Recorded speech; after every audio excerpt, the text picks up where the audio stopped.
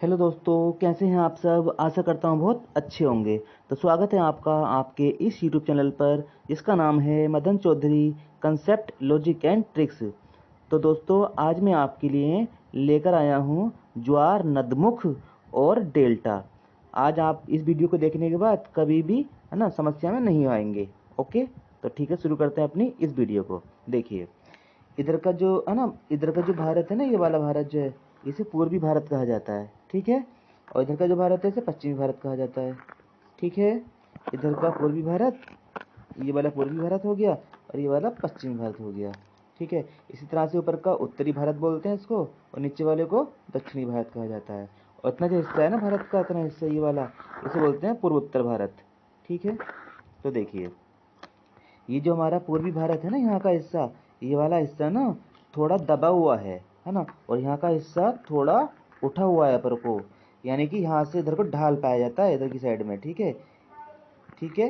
यहाँ पर नीचा हिस्सा है और यहाँ पर ऊंचा हिस्सा है, और इसी तरह से यहाँ पर भी कुछ गड्ढा पाया जाता है। ठीक है। यहाँ पर भी कुछ ढाल पाया जाता है, और यहाँ की ज़मीन थोड़ी उठी हुई है बीच की। ओके।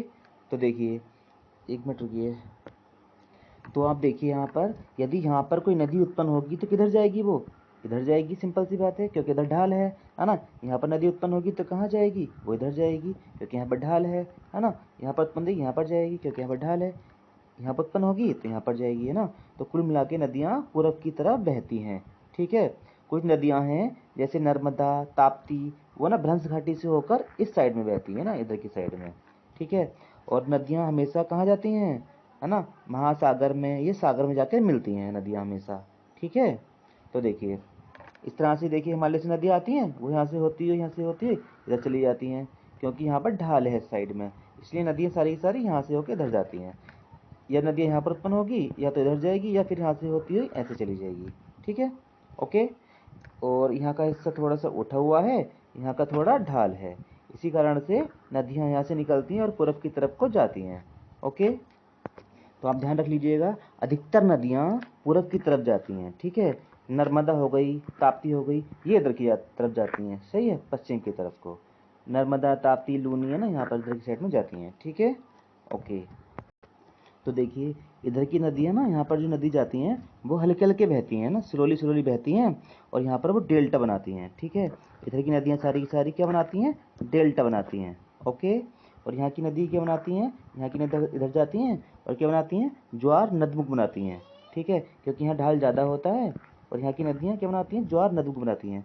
अब ये डेल्टा और ज्वार नदमुख होता क्या है, मैं आपको अभी समझाऊंगा, और आपको बहुत ही आसानी से उसको समझ में आ जाएगा। ठीक है। तो देखिए, अब चलते हैं डेल्टा और नदमुख पर। ठीक है। देखिए, देखिए गणित में ना इस तरह की अगर कोई भी आकृति हो, एक मिनट रुकिए जरा। हाँ देखिए, इस तरह की कोई भी आकृति हो, त्रिभुज की रूप की, है ना, तो उसे डेल्टा कहा जाता है। ठीक है। कोई भी आकृति जो इस तरह से हो, उसे डेल्टा कहा जाएगा। ओके। तो देखिए, यहाँ पर ये नदी है ना, नदी यहाँ से होकर आ रही है इस तरह से, और यहाँ पर ही इस तरह से ऐसे फैल रही है ना, इस तरह से, है ना।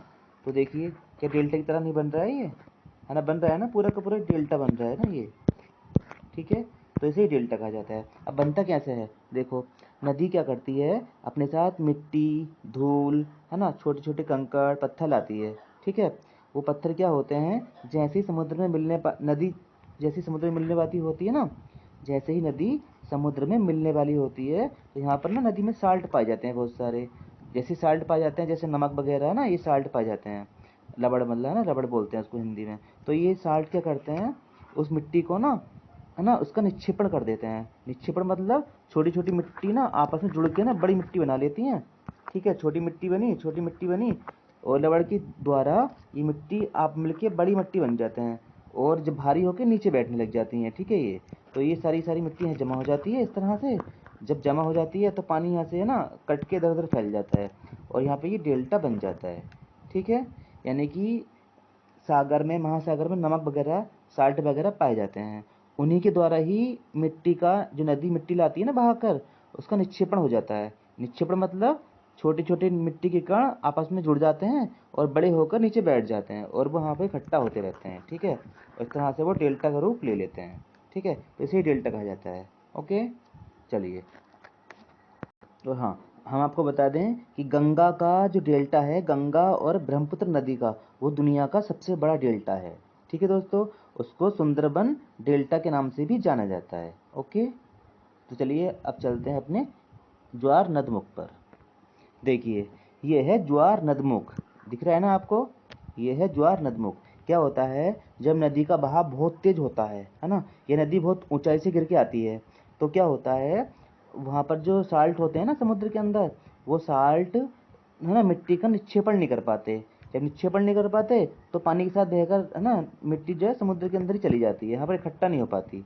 तो इस तरह से ना एक नदी का मुख बन जाता है यहाँ पर, है ना। देखो आपको लग रहा होगा, है ना, मैंने आपको चित्र बना दिखाया है, ये है ना नदी का मुख की तरह बन गया।